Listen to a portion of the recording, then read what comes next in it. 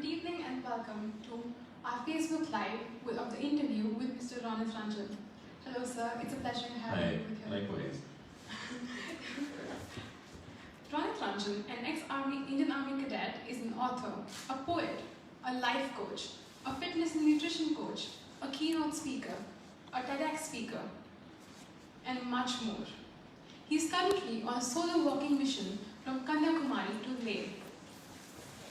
He started this journey on November 16, 2020 and plans to cover the 4,000 kilometers by May 31st, 2021 with a petition asking the Minister of Education to incorporate mandatory mental health curriculum in Indian schools for classes 9th to 12th. Before we begin, sir, I'd like to make a few introductions and show you the work we do here as an editorial board.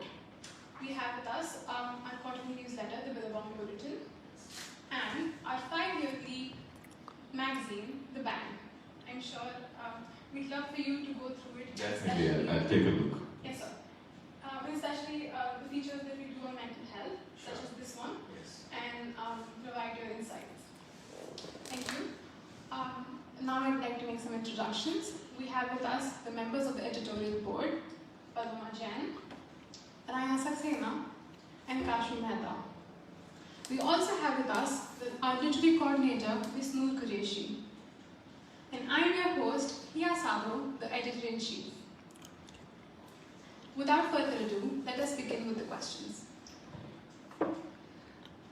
Good evening. The first question for today's interview session would be asked by Kashi Mehta. Over to you, Kashi. Hi, Ronit. Hi, Kashi. Amongst the multiple mental health initiatives, why did you specifically choose walking across the country as a mode of spreading your awareness? To answer that, there are a couple of things we need to understand as individuals. Is while there are a lot of awareness about mental health and conversations, it's important to understand how it works. Right? When the most of the access, the resources are out there on the internet, 50% or more than 50% of India's population does not have internet or smartphone.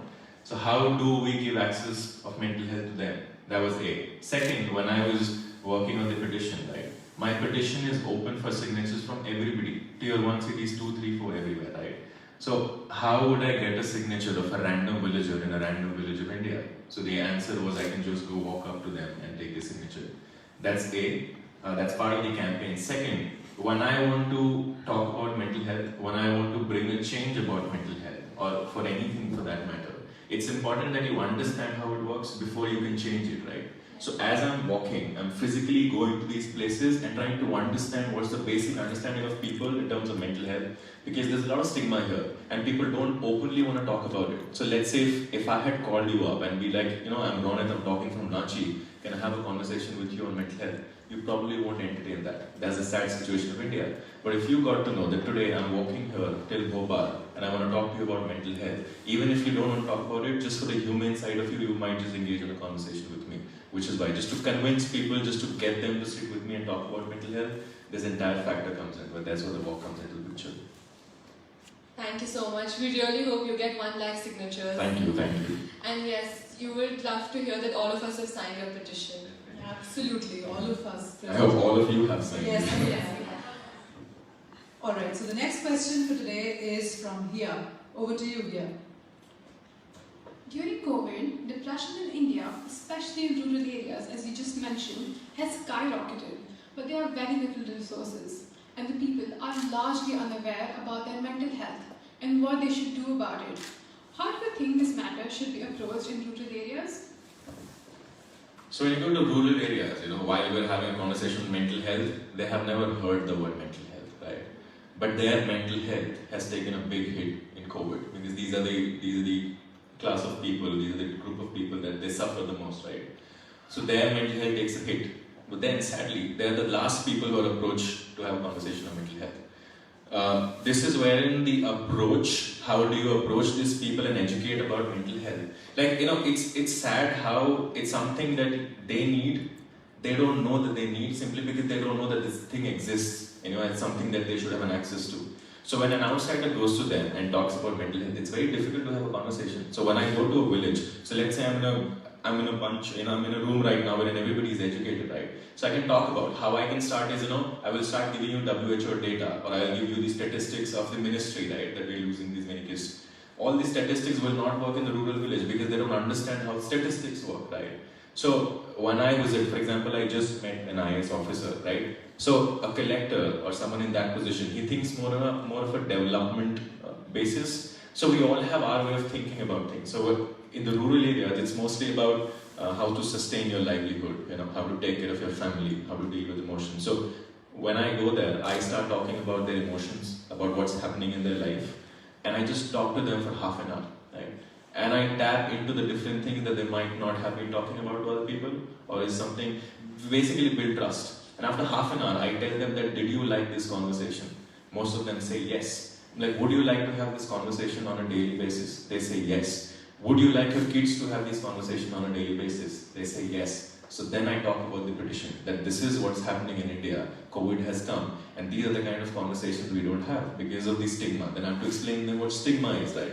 So that's how one by one, you don't go very technical in their language itself, you explain, and then you say that, so whatever I'm doing, this movement, this will make sure that tomorrow when your kids go to school, they can have these kind of conversations. So in the entire conversation, I did not mention the word mental health, but we spoke about it in detail. So we don't have to quote mental health.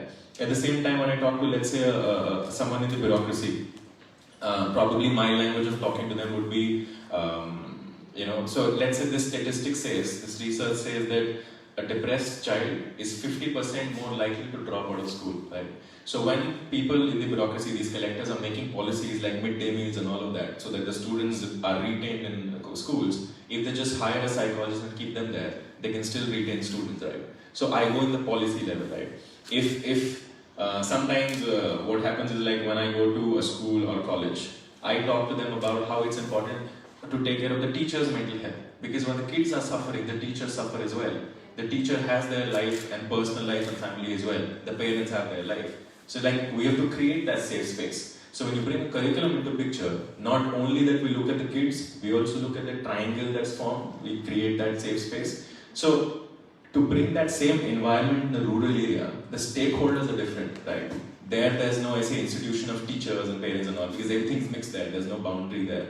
So you bring it in a way, you simplify mental health, and you just talk about emotions and all of that, and you take education because they believe in education. They might not believe in mental health, but they do believe in education. So if you sync mental health with education and knowledge and the pursuit of excellence and happiness and fulfillment, that's when they start acknowledging it. That's how I'm putting it in the rural areas.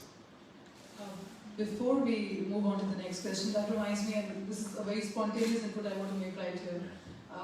As a school, we also have this philosophy of dealing with kids who are lesser privileged than us. So we have this initiative which we call the Mission Literacy Program, wherein one element, one subset of this initiative that we've taken as a school is to be committed towards children who are slightly lesser privileged. So what our volunteers from school do is that they actually not only give their energies and time, but also some sort of concern, because there's a lot that they can pick up from children in the rural area as well, because they're more grounded, they're uprooted, and there's a lot to learn from them as well. So it basically becomes a mutual ground for both the parties to learn. So I think this is one important element, because mental health is something, because we raised a question of talking about the health conditions in rural areas, specifically with concern to mental health. I think this is one important mention I couldn't miss out on. Yeah, thanks. With this, we move on to the next question, which will be asked by Arana. Over to you. Teenagers today are surrounded by an information overload on mental illness, and social media too is flooded with positive approaches. Why do you think that despite this, mental illness is still a subject that isn't openly talked about? And I actually have an analogy for this. So let's assume that you are my dad, okay? And we're at home, and I got a cut here, right? So you came home at the end of the day, you brought this medicine, and you kept it in the shelf. You told me, Ronit, this medicine can fix your problems, and you kept it in the shelf there, right? Now, I have a couple of questions as a kid who's going into school, my teenage years, right? A, why should I believe this medicine's gonna work, right? How do you know that the medicine's gonna work, right? Third, even if I take the medicines, and if my friends get to know about the medicine, right, they'll make fun of me because I'm not man enough, right? I should be strong, right? So, what I'm trying to tell you is that there are a lot of information. There are so many aesthetic mental health pages coming up right now, but you just putting up content is just first step. That's not enough, right? If you just keep the resources there, you have to make sure that the channelization go. How do I approach? Why do I trust you? There's so many, when you put information there, like today also, if you just open Instagram and just type mental health, you'll find tens and hundreds of mental health pages. But my point is, all of that is information. How do you bring that information into action? Right? That's when the link is not there. It's very, even if you Google me, will find every symptom of every disorder and the probable cure for it. But does that mean that we don't need therapy? Like, nothing beats a one-on-one conversation with someone, right? Nothing beats talking to a therapist if it's required. And that's something that social media can never provide, A. Second is the entire trust building process. How would you trust something that's behind the screen? It's as basic as that. It's basic human nature, right? Wherein we need human interaction, which is why a lot of these new apps that are coming up, they have bots who reply to answers in terms of your mental health. Well, nobody will trust that because it's a bot. It's programmed to answer that. Sometimes all we need is that intimate conversation with someone, and that's all we need. Which is why, yes, there's a lot of information out there, but to encourage me to look out for that information and do something about it, that's something that needs to be done. Just filling up the bucket there will not help. Thank you so much, Ronit. We really look forward to a day when mental health can be openly talked about and every person going through it can effectively make decisions, understand the issue and come out much stronger. On that note, I want to add another thing. For the past 2-3 years, I've been working on this field, and yes, it's important to talk about mental health, but I think somewhere, that's where all these Instagram pages and these online campaigning comes in. I think somewhere we've kind of gone too much into just talking about it. I think we've come to a point where we also need to look at what can be done. Yes, talking is important. Right? That was something that 3 years ago I was talking about the same thing. Talk about mental health. Right now people are talking about mental health. But not talking is not enough. We have to do something about it, right? So if talking was enough, we wouldn't be sitting here, right? Because everybody's talking, everybody's putting those hashtags on social media. So that's just the first step to starting to be aware about mental health, but that's very incomplete. You need to do more beyond that. So yes, I hope that through this conversation that whoever's watching this right now, that we start talking about mental health. But after you start talking about mental health, you need to do something about it. You need to figure out these different ways how you can do it. Yeah. Thanks. The next question will be asked by my neighbor sitting right here. Paloma, over to you. To anyone going through depression, the words of affirmation such as it's only gonna get better or it's okay not to feel okay don't really help. So is there something you would like to share that can be more helpful? Yeah, when I was going through my mental health journey, I heard of all of these statements, but only everything happens for the good, God has plans for you, and all of that I get all the time. But none of them works, when you're down and out, all of these words does not help. For me personally, the things that have actually helped is, let's say I'm sitting with my friend, and all he or she said was that, Ronit, I'm here, I'm listening, Or if you want to talk, I'm here. And they would just shut up for 10 minutes, 15 minutes and just listen to me. That's all I needed. I didn't need an advice. We have therapists and psychologists for that, right? I don't want you to tell me if my problem is big or small, right? All I want you is that you are there to listen. So this very word that, I'm here, I'm listening has been the most powerful statement for me till now. All of that, everything happens for this and that, all of that, I don't believe in that. Thank you so much, Ronit. I'm sure this information will be very helpful for the audiences. Sure. And we have Kashvi again. The next question is going to be asked by Kashvi. Over to you. So there's been films like Tare Zameen Par, Three Idiots, Dear Zindagi talking about certain mental health issues in our society. What, according to you, is the biggest problem that needs to be addressed in our approach as of now? There are 2 points here. First, I want all of you who are watching this, and all of you as well, to think of this common point that was there in all 3 movies. Tare Zameen Par, Three Idiots and Dear Zindagi, right? What was the common thing in these movies? The most common thing? They all talked about the mental health. You can use the word Yeah. actually. Yeah. They all Okay. talked about their Mental health. mental health. No, not really. I don't think Tara Zameen Pe he ever spoke about their mental health. No one could understand them, I think. The people around Okay. them or the people who were close to them, they couldn't really understand or provide a solution for their problems. Okay, that's A. And what else? Oh, yeah, she Yeah. just pass on the mic to They were not really ready to listen to their problems. Okay, we call it denial, that's also there. The biggest point of commonality, what I saw, that all of them in the movie, they were rebels. The main characters turned out to be rebels, right? They were deviant. They were considered deviant to the society, right? So when we talk about movies like these, it was very important that they spoke about this. But then, as a society, the way that we look at them, the term rebel has kind of become this. It has become an adjective, which it shouldn't be, right? Somebody coming up and talking about their problem, right? Acknowledging is important, but then making them an adjective is not important, which is something that right now we see in social media. That's when the entire conversation about glorifying mental health issues and all that comes in, right? So I love all of these three movies. While they were coming into picture, your question was what was the message? Or could you just repeat the question? Yes. So the second part of the question is, what according to you is the biggest problem that needs to be addressed Yeah. in our approach? One of my favorite coaches, Tony Robbins, he said this thing that in life, we need to master two skills. First is the science of achievement, right? Second is the art of fulfillment. All my life, in my school, in most of the schools, my parents' school as well, we have always been told how to figure out a way of achievement, how to master the science of achievement, how to upskill yourself, do this, all of that. We have never been told how to master the art of fulfillment, right? Do you know who Robin Williams was? Have you watched Jumanji? Yes. The main character? Yes. Have you watched Dead Poets Society? No. Yeah, so that guy is Robin Williams, one of the most brilliant actors who ever lived, and he died by suicide.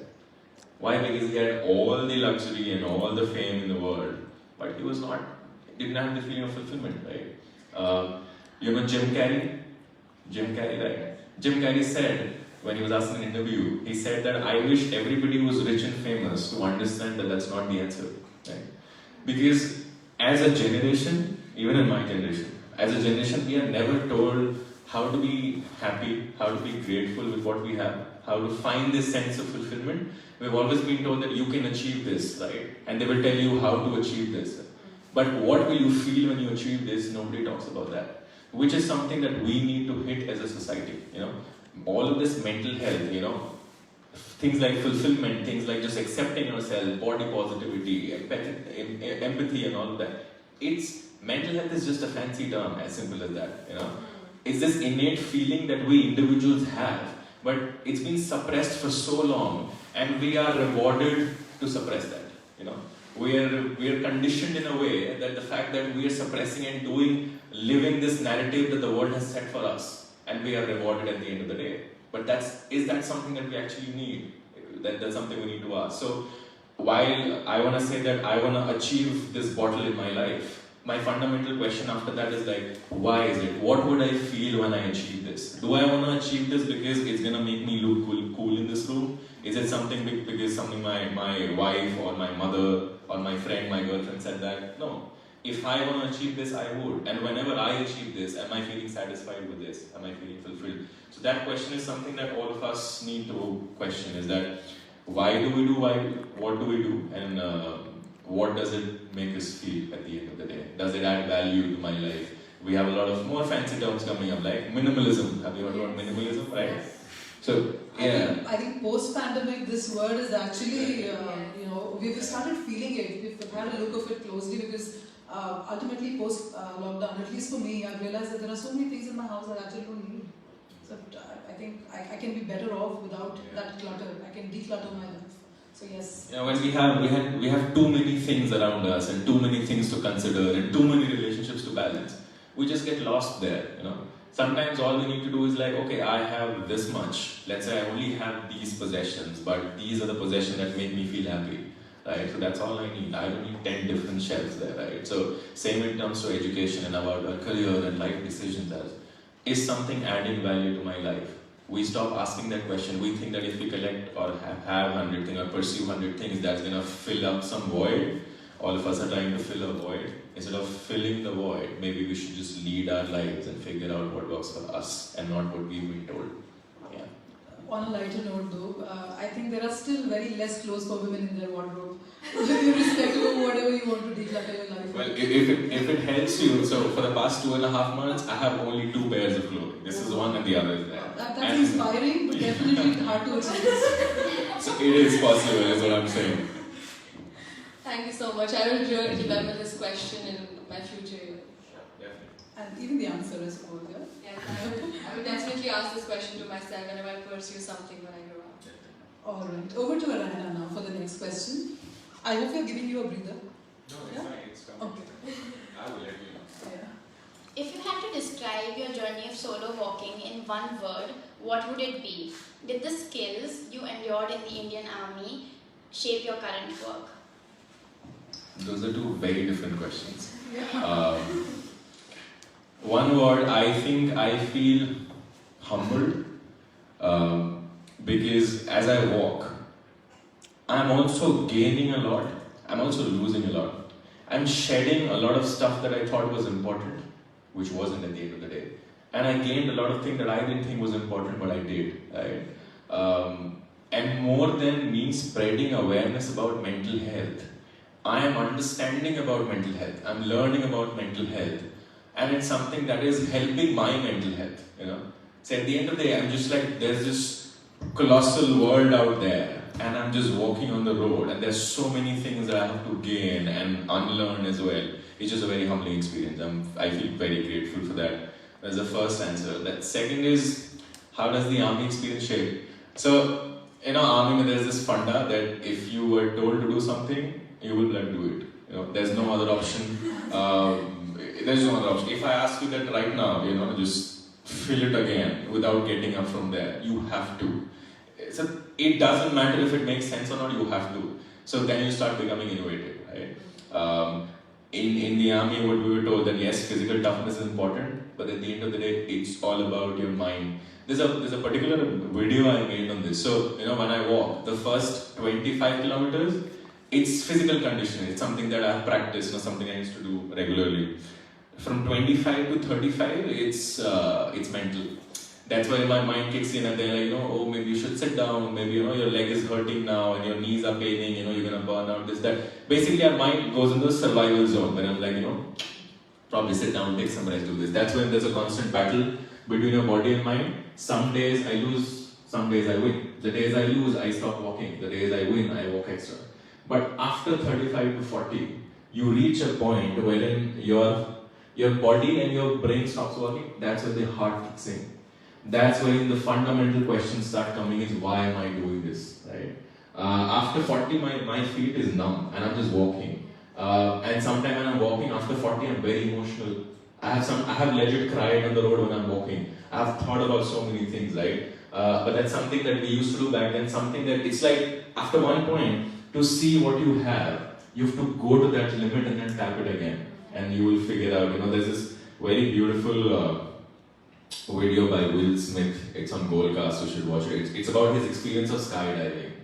He spoke about, you know, when he went skydiving. And he talks about that on the other side of fear, you realize that was one of the most blissful experiences that you've ever had. After 40 that I'm walking, I'm numb. Sometimes I'm not even thinking of mental health or anything for that matter. And I'm just looking at the plants and looking at, observing people in vehicles, and I'm just walking, and it's a lovely experience. So that's something that the army has taught me, that in order to kind of reach that level of trance, you have to go through that entire process. So yeah, it's just that it has made me more willing to go through that process. Yeah. Thank you so much. Thank you. We're truly overwhelmed to have had an insight into your experience and journey. It's very beautifully explained, honestly. Thank you. The next question would be asked by Hia. Over to you, Hia.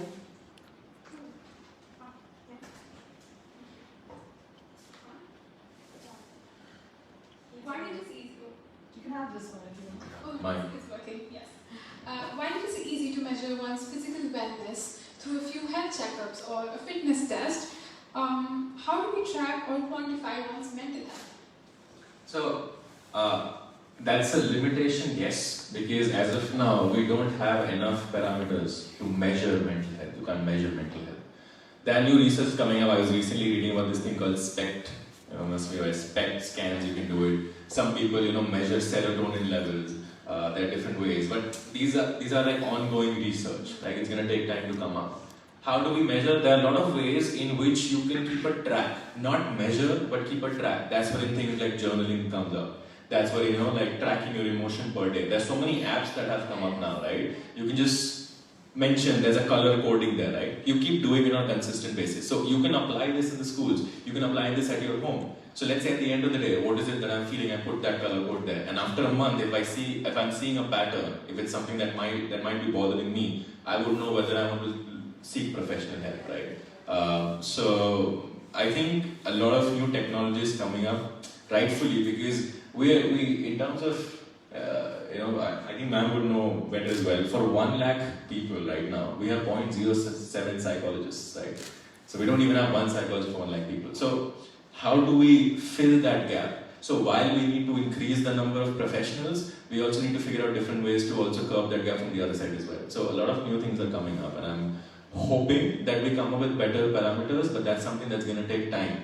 Which is why, if the implementation part of it comes now, we have to kind of rely on individual as well, at the same time the system as well. So what is it that you can help me out with? Because I want to help you. How is it that you can help me out as well? So we can kind of collaborate on that. Because for something like something to come up with something very tangible is still an ongoing process, and we don't know when it's going to come. And even if it's come, we have to kind of like see the test run and all that. That's going to take time. But mental health we're still suffering, so that's not going. So it's better that we can do whatever we can with what we have, because what we have is plenty.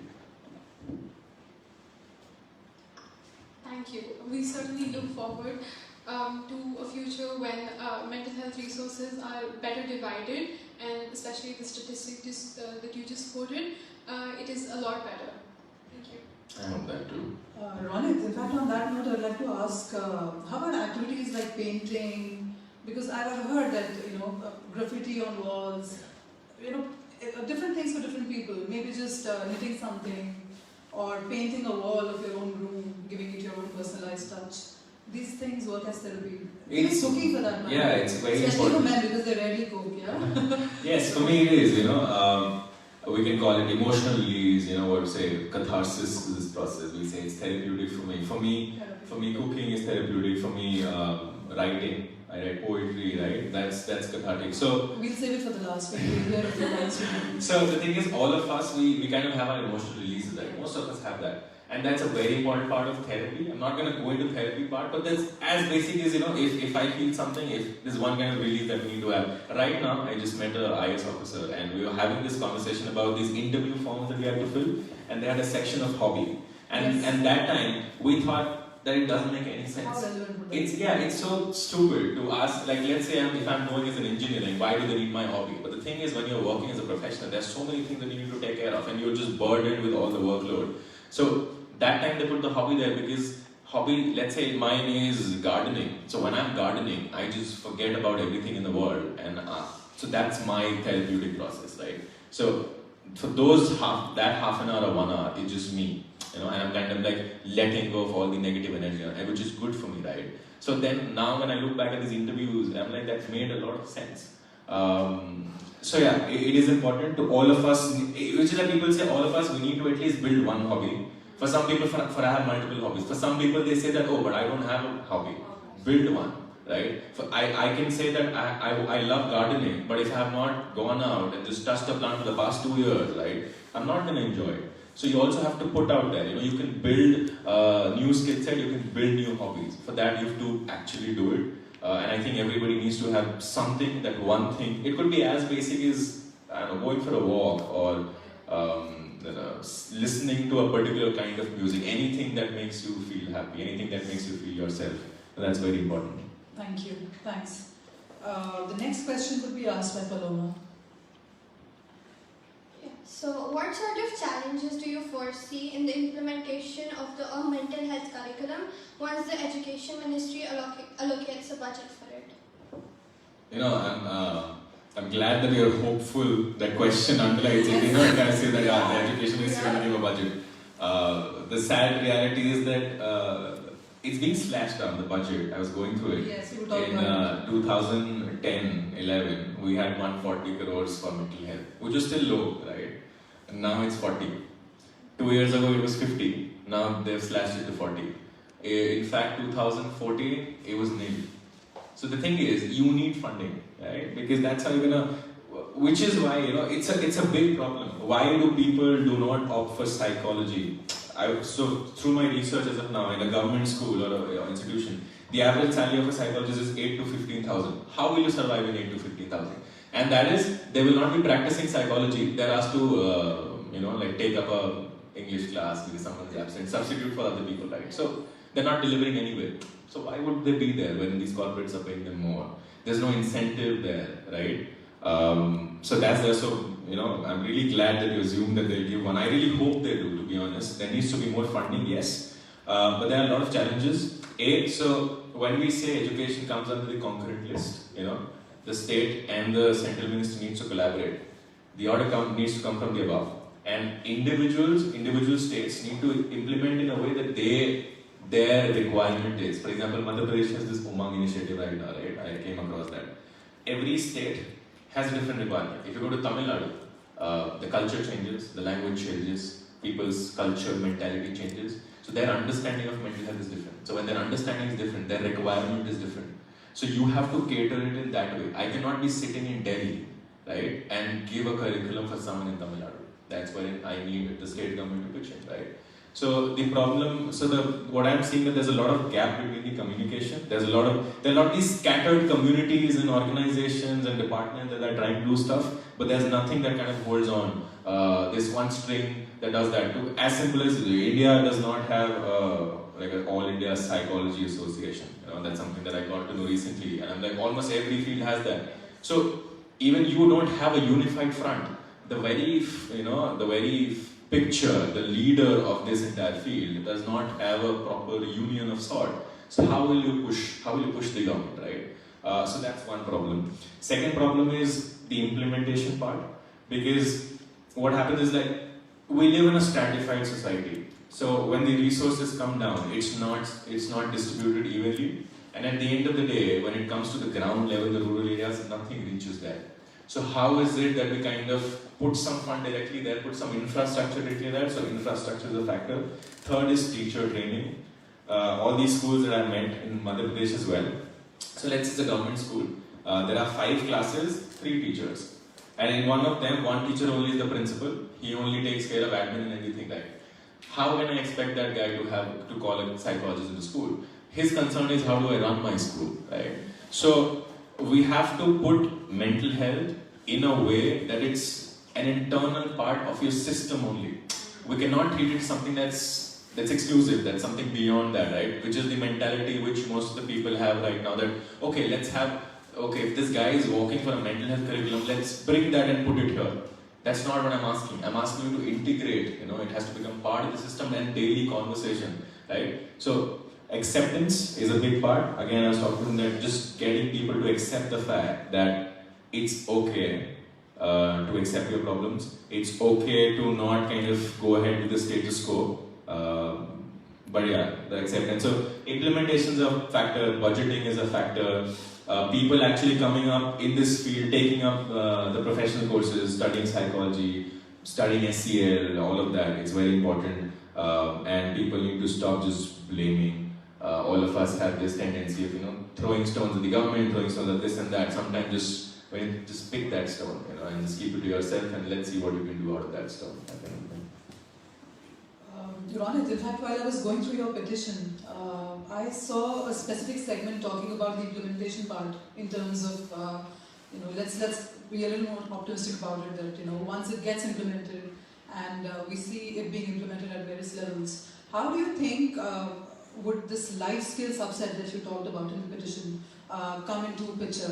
Because as students of the school and as teachers of this institution, we have a very specific segment talking about life skills. So especially in the primary, I have a daughter who studies, of course, in the same school, and I think she's learning a lot, especially with respect to these life skill classes, which are designated once in a week. Every Friday they have a specific period wherein they will have basic activities like stitching, doing your own stuff, being more independent and not being dependent on your parents or your family members, or just maybe planting something which brings a little happiness in your life.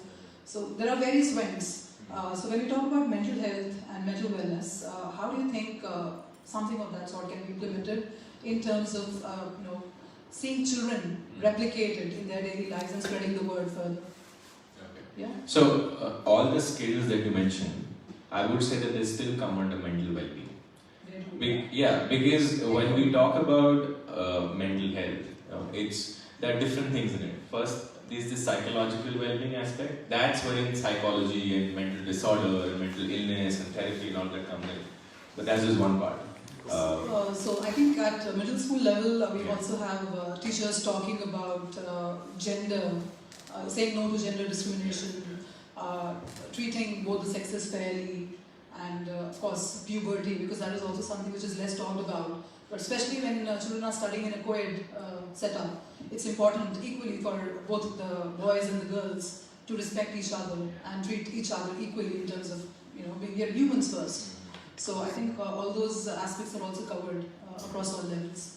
So in that way, what I really want is more than a monologue. So let's say when we have these sessions wherein I talk about, let's say, gender or sexuality for that matter, is, let's say I come to take a workshop or a session, and for the next half an hour I just give you all the gyan and then I leave. It's not going to bear any fruition, right? That's why we have to engage people in activities and engage people in conversation and let them talk. When you talk about something like life skill training, for me, a biggest life skill training that I'm still learning is how to bargain when you're out in the market, right? I'm terrible at it, right? My sister's amazing. Now it's a life skill all of us need to have, right? Negotiation. So if I'm in the classroom and if I'm being put over by the teacher, the next time you go and talk this, but on theory it's good, but unless I go there and actually bargain, right? Exactly. So probably what my assignment for the week would be that you're actually going to go bargain and probably document that. What was the experience with this shopkeeper that you had, right? So I'm talking more in terms of going out and actually doing it out of the classroom, right? How we can incorporate in school is all of us have parents-teacher meet, right? When I had parents-teacher meet, the conversations were like, okay, so last time your was 15 or 20, let's say this, very talkative in class, this, and it was only about academic progression, right? That last semester it was this semester you have potential in social science and you can do this and all that, right? I want to see, like 2 years, 3 years down the line, I want to see conversation wherein that is also there. But my teacher, so my teacher sitting, my guardian are sitting, I'm sitting, right?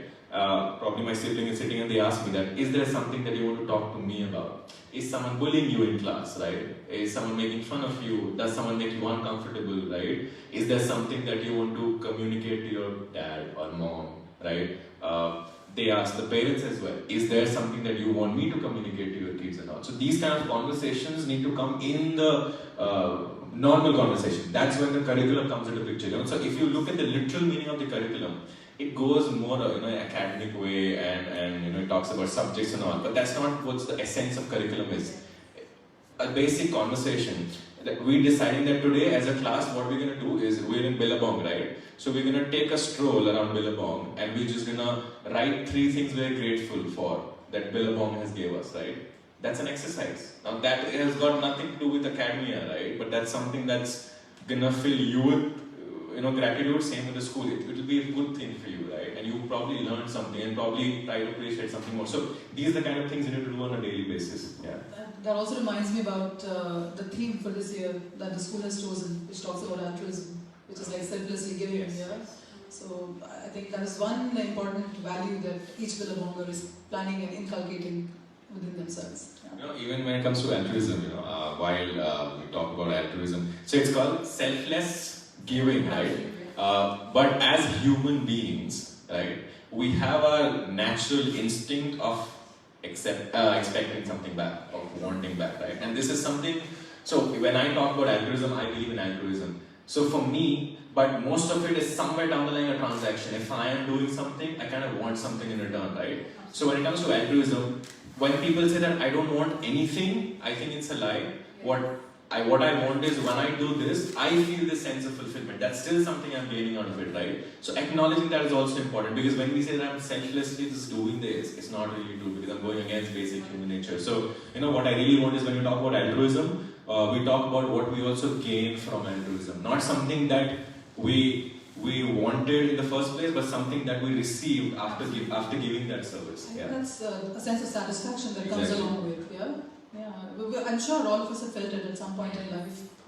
Yeah. I think the last question for today's talk, sadly so, because we're actually enjoying this conversation. Here, I think I'll hand over the mic to you, right, for the last question. Yes. Lastly, what is one thought that you would like to leave your audience with, especially the students that are watching right now? There's a lot of thoughts, so I try to kind of put it into one thing is, now this is not specifically for the students, for all the parents and everyone who's watching this right now, is that the first thing you do after switching off your phone, after going off this live, is go home, pick out one person, right, anyone, and tell them how are you doing. For the next 15 minutes, just shut up and listen to them, right?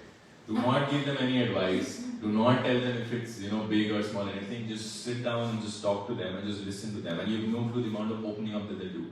And that's the first step towards mental health. That's A. Second, B. Always practice empathy. Let's say I come up to you, when I say that I really wish you could understand me, right? When I expect that you should understand me, I need to be willing to understand you as well, right? So when the tables are turned, I need to be there as well. It's just that all of us talk about our rights, or talk about our freedom to choose. We don't talk about our responsibilities, right? We don't talk about when we make a choice, we take responsibility for the choice, right? Sometimes those choices work in the right direction, well and good. Sometimes it doesn't, right? So when it works for us, don't be very happy and take all the credit. When it does not work for you, don't put all the blame on yourself. Also, don't put the blame on other people. Just learn whatever you have and just move ahead. And the biggest message or something is I would give that just keep moving forward. Not everything makes sense, but at the end of the day, you would know why it happened, and you will have to make sense. When people told me during my exam that everything happens for good, I don't believe. I think that makes no sense. But I do believe that everything happens for some reason. That reason, good or bad, you'll be only able to figure out once you have moved forward in life, and then you look back. Right? Steve Jobs said you have to keep looking backwards. If I'm stuck here and I'm like, oh, why did this happen to me? I would never know why this happened if I don't move forward. And a lot of us are just sitting there and complaining, right? So instead of that, just move forward. It might not make sense right now, but you would know. Or we humans will figure out a way. That's what we do. Which is why, right? As of now, we're the most we're the most superior species on the planet, right? I'm not going to go in the alien or the debate, but as of now, I believe, right? And there's a reason for doing that, because we have always figured out a way to find light at the end of the tunnel, right? So just believe in yourself. Know that everybody is good at heart. Nobody genuinely wants to take advantage of you. Everybody is fighting their battles. Everybody is going through their struggles. You are also going through a struggle. Just be empathetic towards everyone else, because if you want everyone else to be, to be understanding of what you're going through, you need to be willing to do the same. So always expect that there are good people out there. Like I'm walking, I meet all kinds of people, right? But I'm still walking because I'm meeting good people, and I have faith that there are good people out there. Because while all of this chaos and things are happening, we're still here, we're still alive, we're still doing the things because there are good people out there, right? So if you want to do the right thing, the right people and right kind of things will get attracted towards you. So that's it. Thank you. That is certainly a wonderful note to conclude this event on, or should I say notes. Thank you so much for answering all of our questions, and I'm sure the words that you spoke today will stay with everyone who has been watching. And to me personally, a lot of the things you said gave me a lot of perspective, and there's certainly a lot to think about, and as you said, there's certainly a lot to do about it. Thank you so much for making our evening all the more eventful. But before we say goodbye, I would request you, and I would also like to invite you to pursue a specific section in our upcoming newsletter. the Billabong Bulletin. The next issue happens to be releasing in April. Yeah, could you just take on it through it? Yes. I'll take a look. I'll take a look, yes, Sure. definitely. Thank you so much. Thank you Thanks so for much. joining us. Good evening. Thanks for joining. Bye bye.